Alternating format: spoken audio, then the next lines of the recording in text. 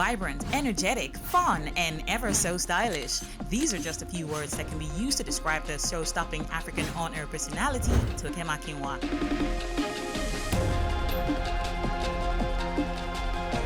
Where do you even start when you start talking about what Toke Makinwa does? Waking up every day to radio, from radio to TV, from TV to gig, from gig to red carpet, from red carpet to the house.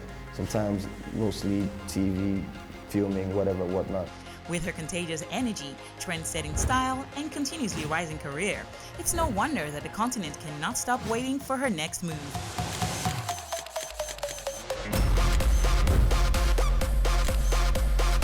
Some people might call her the Kim Kardashian of Nigeria. We want to get to know this star on a more personal level. She's my prayer partner. She keeps me in check. It's like a cocoon experience, like seeing a butterfly, bloom from just being a caterpillar, really. Observing her life's triumphs, as well as how she has dealt with her downfalls. If bad stuff is happening, she'll work through it, and she's not going to let her enemies see her sweats. Ultimately, discovering what makes Toke Makinwa a Sisi Eko. And Toke Makinwa is a baby girl for life. Baby girl for life.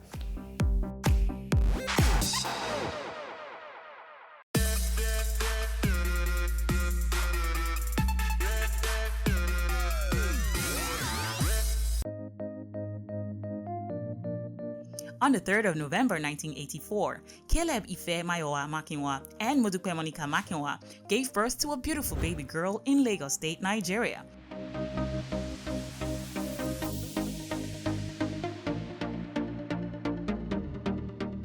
I've known her for like all my life because she's my sister. She was a high achiever at school and was also known for her bubbly personality and was often described as talkative.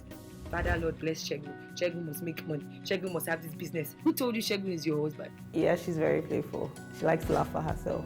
So when they say women can multitask, Toke Makinwa decided to really go for it.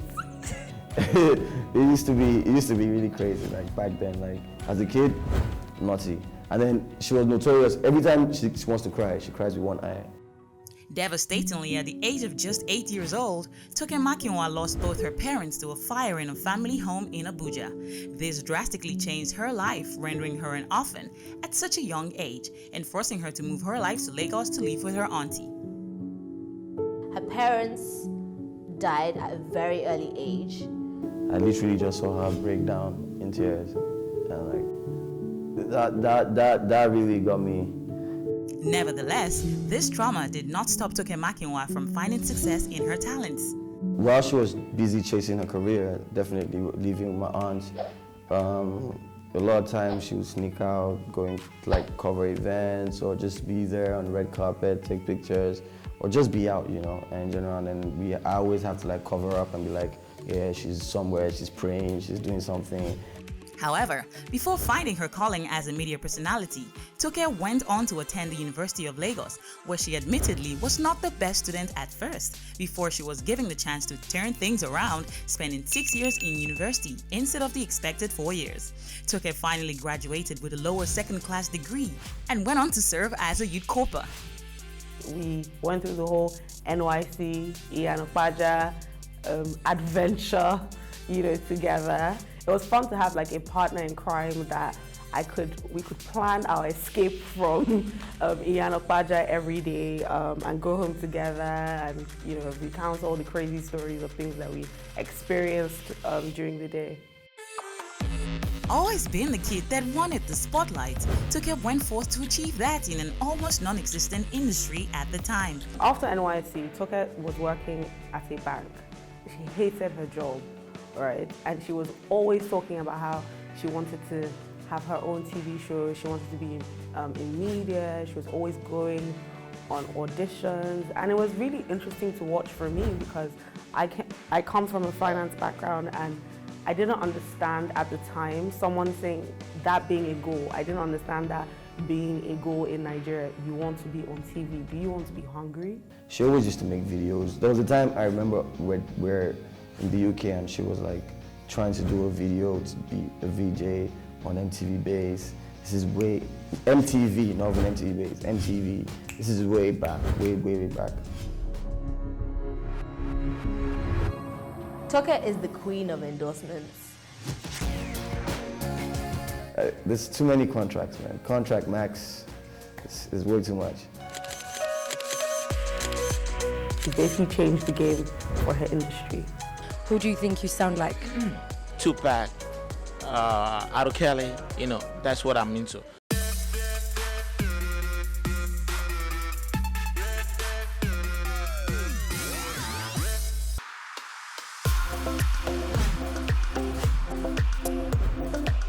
With her determination and work ethic, it's no wonder the Nigerians were so captivated by her. She's basically changed the game for her industry. People have been doing it, but she just created a new path, like a new way of doing it. Toke Makinwa's first major job on air was at the radio station Rhythm FM.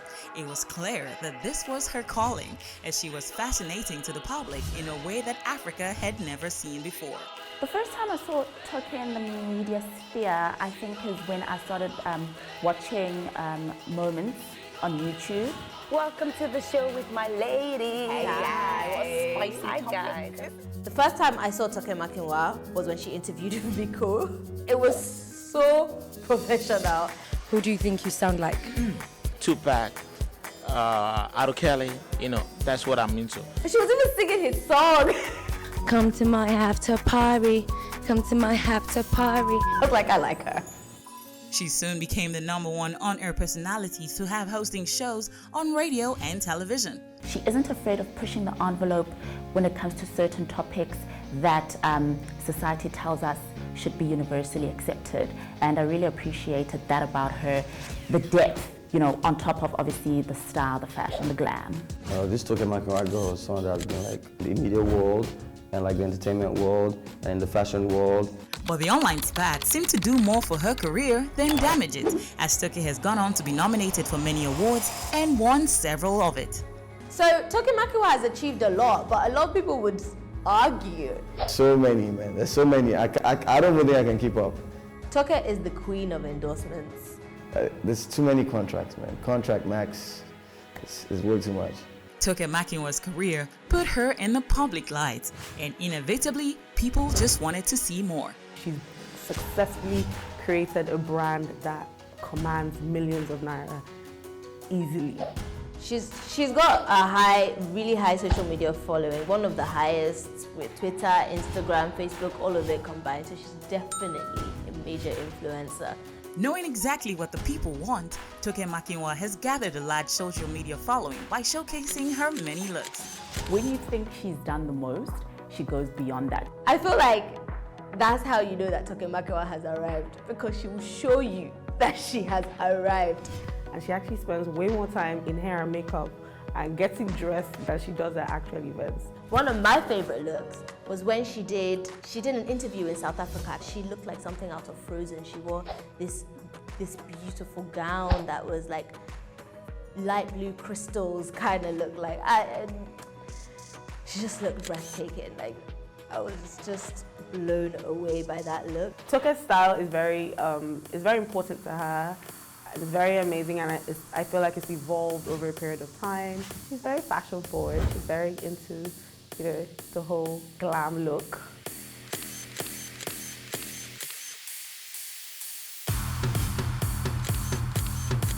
Her birthday dress, that bling, that, glittery number, it showed just enough skin, but then it had the full sleeve, so it was a little bit of a tease. I loved that, and I think that was totally, totally cute. Let's not even say she's not stylish. She doesn't even do it. You know how these people that do Chanel and Versace and everything, and they'll still look raz. Her own is always looking classy, always looking on point. Everything is a look. Even her gym looks are looks. Gucci gang, Gucci gang, Gucci gang, Gucci gang, Gucci gang. She knows how to top to bottom, Gucci down. Her team goes hard. Shout out to her team.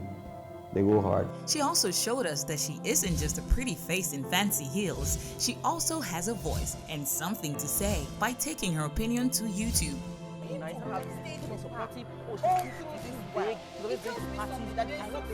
You're sitting down and thinking of finding sliced bread online. The first vlog was in my room, and I was like, what's this one doing? Like, you're shooting a video in front of your computer or your laptop or whatever.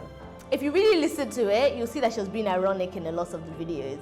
Maybe because I'm also a YouTuber, I can know that, like, I can read into some of the things that she's doing. Arguably, it could be said that Toke Makinwa yet again set another path for YouTube vloggers, as it was an untapped territory for Africans at the time. I will be taking you through my top 10 wedding playlists. My number 10 video. Yes No by Banky W. Simi at number 8 with Oh I'm Best. Did you say my name? My most memorable wedding experience was... And the bride mistakenly spilled champagne on my DJ decks. It's one thing where if a babe has been performing for you at the wedding and this song comes up, she's gonna start to rap, she's gonna start to like sing to it. Femi by Musa. I would know that that is what I need to be complete. Trying to think of the most romantic thing someone has done for me. Like getting married and stuff, and I'm just like, yo, I'm not ready. Flavor being topless. Woo. White weddings, because it's fairy tale. Oh, and Belle, everybody knows that you guys are getting married. 100% DJ.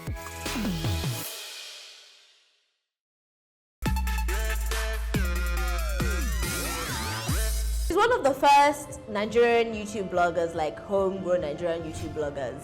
Yeah, like it's interesting to see how it's grown. She's just always ahead of the curve when it comes to the social media stuff. Vlogging was just a thing of, like, I relieve my stress from the whole day and just talk online, put it on YouTube and see who would listen to it. Simultaneously running her YouTube vlogs, her television appearance on Moments, and her daily morning radio show on Rhythm, Toke Makinwa could be coined a superwoman. When I say that Toke has been around, like, I mean, she's been around, so what she's reaping right now is not by jazz or by, you know, one private jet or somebody, whatever they say. Toke is someone who is relentless about pursuing her goals. Like, I love the fact that she's someone who's living a dream that, you know, was born years ago, but looked unlikely to most people, including me, to be honest. I first met Toke when she came for her book tour to South Africa, and I remember just thinking how fascinating it was, the way she was greeting all her fans that had come from Botswana, Mauritius, different parts of the world to come see her, and the first thing she'd ask them is, have you eaten? And this is in the middle of Hyde Park Mall, where there's a queue of people, and she's like, have you eaten? I'm like, this is not your house, you know, you're not in your lounge. She's definitely the kind of person that I'll call at 3 a.m. in the morning to cry to, and even if she has work at 5 a.m. in the morning, she'll be there, like, to listen to you. She drives me insane when she wants to, like, advise me. Because I'm always trying to run from it. Because I know that once I get the advice, I'm like, ah.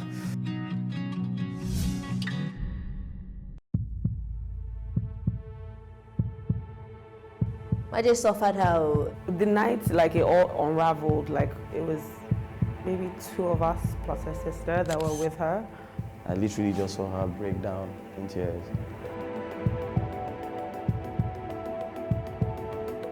It got people talking.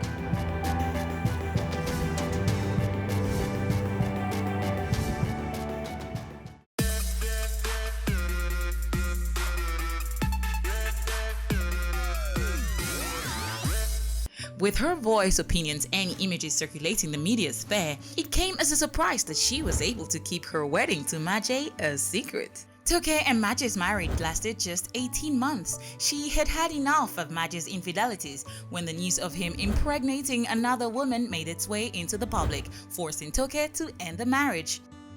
The night, like, it all unraveled. Like, it was maybe 2 of us plus her sister that were with her. And I always say that one of the things that, because we were at it till like 2 a.m. in the morning, 3 a.m. in the morning, what I couldn't get over was the fact that Toke woke up the next day and was at work on the radio at 5 a.m. I don't understand how she could work, you know, through it, but I think that's her coping mechanism. She focuses on things that she can control, as opposed to the things that she can't control. Even after her divorce, she was always so positive, always so happy. I feel like people didn't like to see that. They'd rather have seen her crying or looking beat down. It's not so easy for you to go through that when you advise people on how to, like, do things, you know. I don't even know what to call it, man. It's really tough, man. Fans of Toke were very interested in her relationship advice from her vlogs and her sessions on Moments, that when the news came out about her husband's infidelity, she encountered a lot of backlash. So the fact that she would confidently come on YouTube and tell people how to be good wives and tell people how to keep a man, it got people talking. Sometimes it's free promo. Most of the time it's free promo. But shout out to everybody doing free promo out there, man. Shout out to them. So I feel like it's a little bit unfair sometimes when I see the backlash she gets or the hate she gets, because I'm thinking to myself, she's had to conquer so much to get to where she is. You know, what about that makes you feel some type of way? Surely you should then be taking inspiration from that to say, if she can go through it, so can I. One of my favorite quotes is, if you saw just how much I've lost, you wouldn't be hurt by me winning now. You know, I'm paraphrasing. But, you know, are we willing to pay the price she's paid for the glam life she lives? Toke's favorite phrase is "Temi Tomi," which is a Yoruba saying for "my own is enough for me." The heartbreak of going through a public divorce, Toke still held her head with pride and smiled for the public eye. It's gone to the point where we celebrate to it, like, okay, like there's something online now, like, yeah, nice, good. Like, let's see how long it's gonna trend for. There are not many people who their lives will be spread on in the newspapers and on social media about, say, her divorce or her marriage, and they'll still go to work the next day as if nothing happened. Her ability to walk through fire, through challenges that other people may use as a reason of not walking in their purpose, fulfilling their destinies, being their greatest selves. And she's walked through that and come out the other side even bigger and better than before. I think it shows like the strength that she has.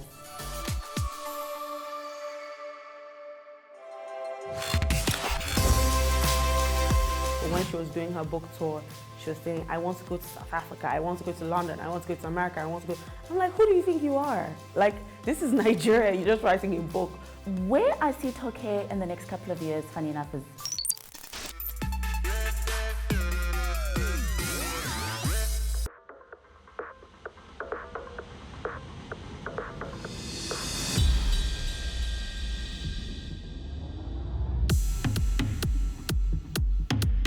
Despite her many odds, Toke added a new title to her description by dropping a book called Unbecoming Toke Makinwa, adding best-selling author to her job title. Unbecoming. I read it and I liked it. When we were both writing books at the same time, like that same year, but what inspired me the most throughout that process was Toke's dreams. The book, you know, it came out and nobody expected it to go as far as it did. In this autobiography, Toke opened up in details about her childhood, losing her parents at such a young age, and went into details about her relationship with her ex-husband. I literally saw her walk into a marriage and like walk out of a marriage and like turn that into like a good thing to like put out a lesson for everybody out there. I'm releasing a book a year after the thing happened was empowering for a lot of women. So because like you said, in our society, there's a lot of silence and shame surrounding marital failure and things, a lot of other things to do with women. We don't really talk about it, so we give them more power by not talking about it. And I actually found a lot of strength in the things that she was writing, like, oh God, Maji suffered how. She's strong for many reasons. She's strong because she stayed, has endured a lot of that heartache, and she's also strong for leaving, and then she's strong for flipping the script on everyone and writing a whole entire book. I can just imagine her when they were writing that book. Should I add this? Maybe I shouldn't add this. Okay, maybe I should add this. Okay, maybe I should add more Jara to this. Tokes always knows a way to just change anything that goes bad to good, and like I think that's part of her gifts. Like she's an angel sometimes, like most times. But when she was doing her book tour, she was saying, I want to go to South Africa, I want to go to London, I want to go to America, I want to go. I'm like, who do you think you are? Like, this is Nigeria, you're just writing a book. Toke's work, however, continued to shine through despite all the odds against her. Traveling the world for her Unbecoming book tour, Toke reminded Africa that she never does anything small. A lot of people criticize her Would you have preferred it if she just sat at home and cried? It's easy for people to talk about someone else's experience without walking in their shoes. And just to see if we haven't seen it all from the mogul, in 2017, Toke launched her own line of handbags. She's always been known as one to splash out on bags. So creating her own line was befitting to her brand. She never thinks small. She's always thinking about how to take her brand to the next level and how to be, on a global stage. We live together every day. I see her wake up, go out, chase her dreams. And to me, that's like the biggest inspiration. Like, no matter how you've been knocked down, you still got to do what you got to do. When you're surrounded by people who dream big dreams, you're inspired by that. So she inspires me. She has mastered the act of keeping her audience waiting anxiously for her next move. Next 5 years. Married, with a few babies. But I can't wait to have the kids and have the life, the best life you can have, really. Next 5 years is going to be lit. Where I see Toke in the next couple of years, funny enough, is as a pastor. I'm sure if you follow her on Instagram, you see that she's always, quoting the Bible. She believes in God fashions. She's a very faith-based person. Which she just needs to add, P.S. Toke Makinwa, and feature. Hallelujah, sister. With resilience, strength, and hard work done with impeccable style, no one can dispute with the fact that Toke Makinwa is a Sisi Eko. Because she shuts down every red carpet in Lagos City, and she reps Lagos City everywhere she goes, it's Africa to the world, man.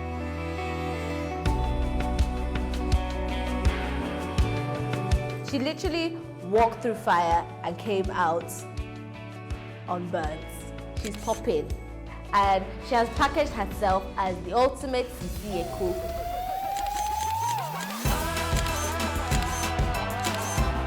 I think Toke is a Sisi Eko because she's taken all the challenges that life has thrown at her and she's made it into something way bigger and way better. I think Toke is a Sisi Eko because she has put Lagos on the map with a specific demographic. The millennials, the social media gang, Johannesburg, London, wherever, I think she's really put Lagos, lifestyle, going hard for your dreams on the map, and in my humblest opinion, she's a Sisi Eko.